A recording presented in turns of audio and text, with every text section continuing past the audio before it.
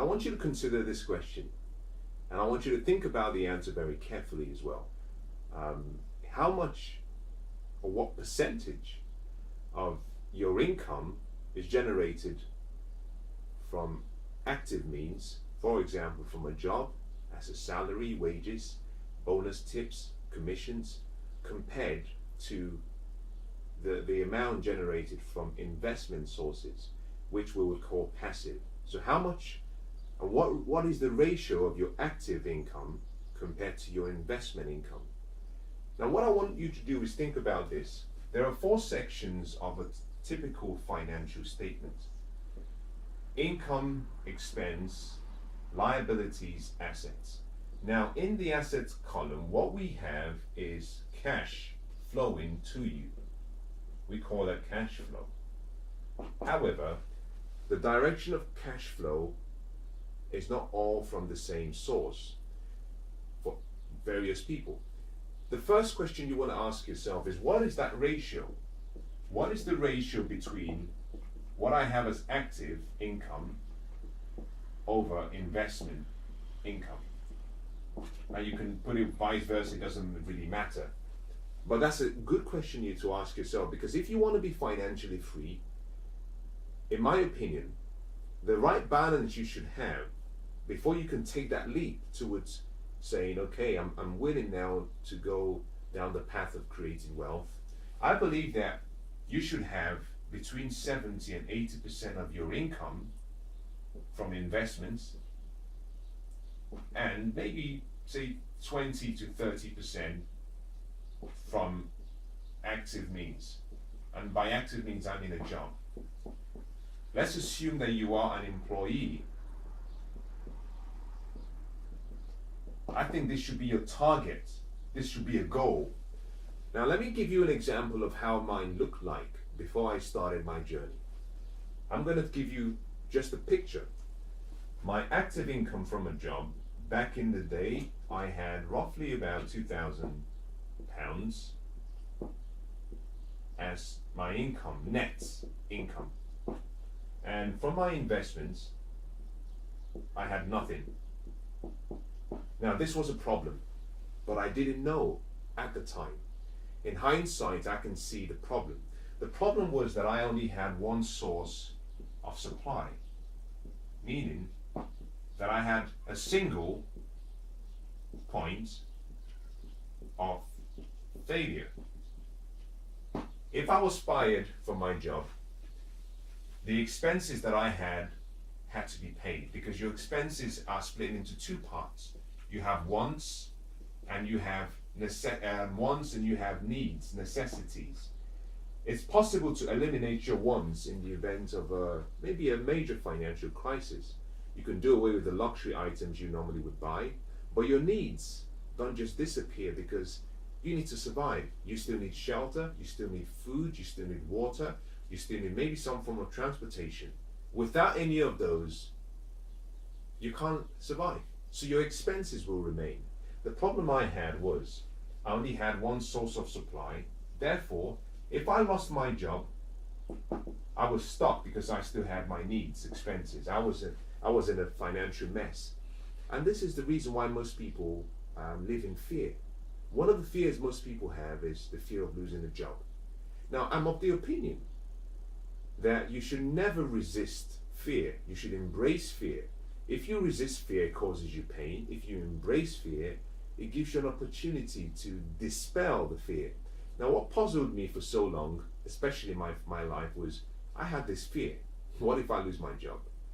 And although I had the fear, I did nothing about it. As a matter of fact, during my career, I remember very clearly walking into the office one day. This was a very interesting experience. I remember walking into the office one day, and all of the staff were called into the large meeting room. We didn't know what's going on, and the partners of the firm sat everyone down and said they had an announcement to make. The announcement was simply that they had decided to sell the business, or rather they had decided to merge with a much bigger firm. For them it was exciting news because they were making a lot of money.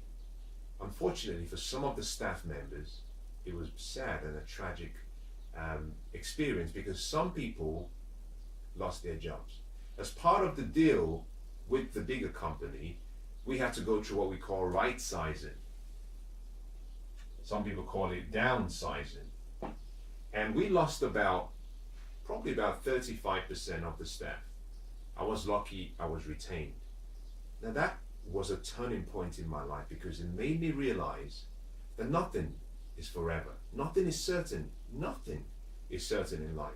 And that I had to change something, because the job that I thought was secure, that provided me with security, as a matter of fact, was the least secure part of my life, because I couldn't control the decisions that other people made.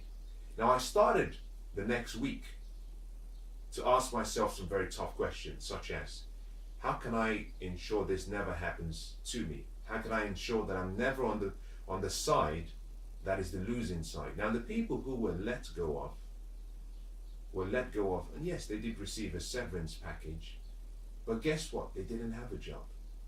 And as a result of that, I started to study opportunities and study the lives of other successful people, and that started to give me a level of insight as to what to do. Now I came up to the point where I then realized that there were two forms of income, primarily. There's active income and there's what we call investment income.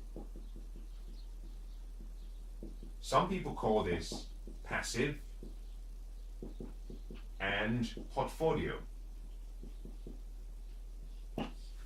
I had active income. I considered a few other options. My first question was, okay, can I get another job? Maybe get a job on the side, working at the weekend. But then I realized that active income required the investment of time, and time is finite. There's an amount of energy you can invest and effort. So I discarded this and said, okay, I'm going to maintain my active income, but I'm now going to spend my part-time trying to create investment income. And that is how my journey started towards financial freedom. And that is what I want to encourage you to do if you're not financially free. Now, there are various ways to create passive and portfolio income. I'll give you a good example. My real estate investments provide me with passive income every month. That is an example of passive income, real estate. This is whereby you're generating income without you having to work there yourself. It's producing an income for you. But I also have other forms of income that I generate, both passive and portfolio. But let me give you a good example. I've given you one example of passive. Portfolio income will come from royalties or dividends. So every time I write a book and I sell a copy, I get a royalty. That is portfolio income. Now I spend some time creating the content of the book, marketing, promoting the book, and then when the book starts to sell, with time, if the book is appealing to the readers, through word of mouth, the news starts to spread. Every time someone buys the book, I get a royalty, but I'm not doing anything for every book I sell. I've done the work already, and now all I have to do is the regular management and maintenance and making sure the sales continue to increase. The similar thing happens for my real estate investment. I purchase it, I make sure it's managed well, and every month I receive a certain amount as a profit. This is the key to wealth. Now, when I started, I was making £2,000 from active, and I had zero from passive or portfolio. Then I started to invest in various streams, and then what I found is my £2,000 remained, but I was making £100. So I had a ratio now, 100 to 2,000, meaning 1/20th. And here is the key.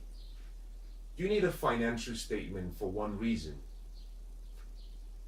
The financial statement tells you more than you need to be financially free. It gives you so much information. But one of the information you get from a financial statement is the numbers.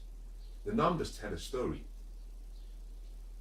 It's like a scoreboard. I love what Winston Churchill said. He said, no matter how beautiful the strategy is, you should occasionally look at the results. Now, if you go to any football game, any basketball game, any game, there's always a scoreboard. You have to be able to read the scoreboard. You can dance and play beautiful and show how beautiful your team is. But at the end, the question people ask is, who won? What was on the scoreboard?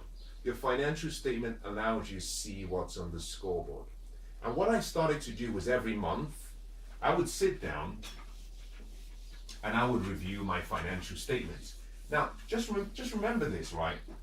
There are 4 sections of the financial statement: income, expense, liabilities, assets. Now, I only had one income source. I had a lot of expenses. As a matter of fact, at the time, my expenses exceeded my income. It was that bad.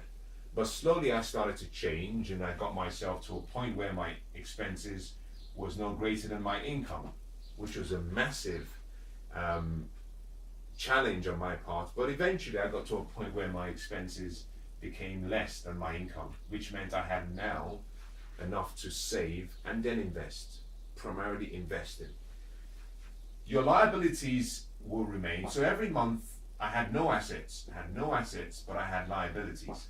The first thing I did, I decided that number one, I would reduce my expenses. Number two, I would reduce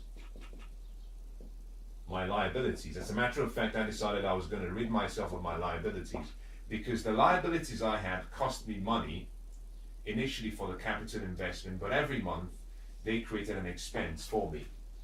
So I got rid of a number of liabilities, believe it or not. This allowed me now to generate some spare cash, about 10% of my income. I then channeled into investments to acquire an asset, and over time, by managing the assets, it started to create an income. So suddenly I had £100 initially per month from my investments, which was more than enough. Now remember this was more than enough. Not because it covered all of my expenses, but because it gave me the inspiration that I could do this. It was more than enough to get me going. And then I continued to manage my assets until the point where my investment income started to get to the point where it was equal to my active income. At this point, I realized that if I continued and I managed my assets well, that I could survive based on the income from my investment, but I wouldn't need a job. At that point, in addition to having my investment income greater than my active income, my investment income was also greater than my expenses. And I still had my assets. So my focus next was, okay, I want to acquire some more assets, but this time around, I want assets that are appreciated in value and create income. That was my next goal. So then I started to acquire assets that appreciated in value. And the reason for the appreciation in value was because I wanted to increase my net worth. You have to increase your net worth, but at the same time generate income. And as I started doing this, I found that I had enough income coming in. By the change and by disciplining myself to modify my lifestyle, I was able to make sure that the income covered my expenses, and therefore I was financially free. And I can assure you, when you get to the point where you're financially free, life takes on a different meaning, because now you're not living in fear. At this point, I decided that I no longer wanted to work for someone. I got to the point where I didn't want to come to the office and say yes sir, no sir, and jump when they say jump. I said, I've had enough. That allowed me, so now this is the point. I had money freedom, but I was still working. I had money freedom, but I didn't have time freedom.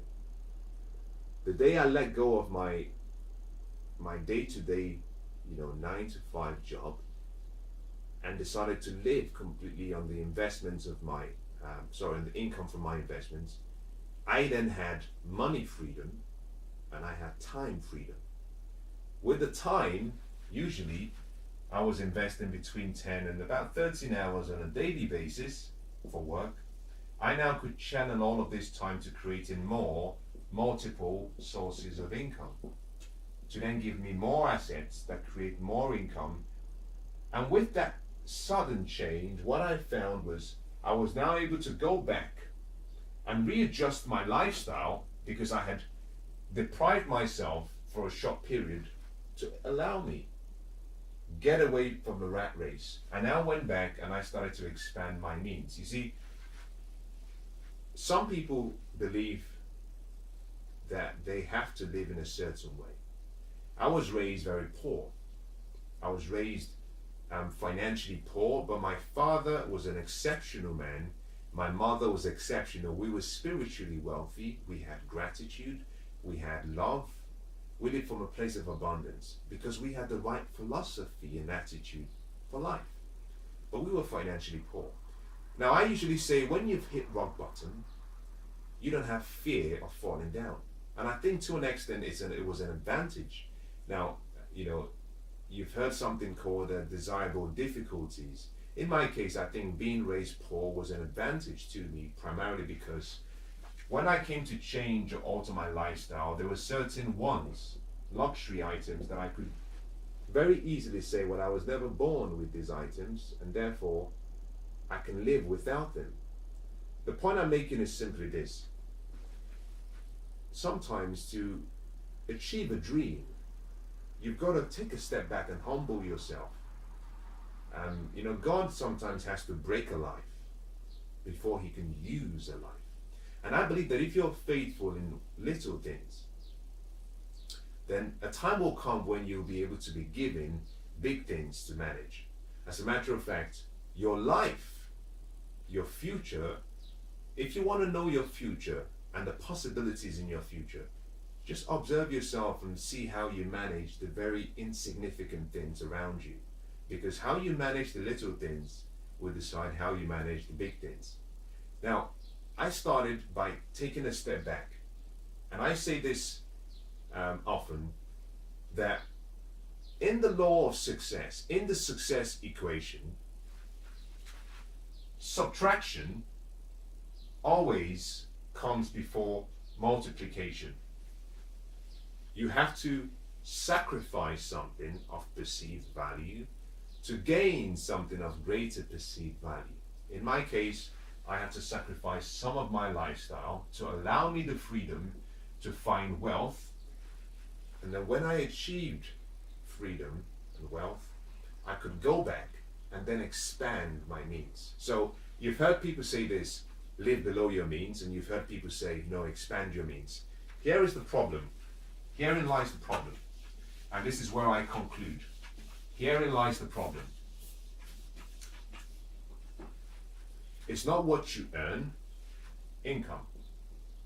It's how you live, expenses. So if your income always is such that you spend more on expenses than your income, if you earn more, you're going to spend more. So the key is your habits and lifestyle. So here is my recommendation. Now, this may not be suitable to you, but here is my recommendation nonetheless. If you're going to live within your means,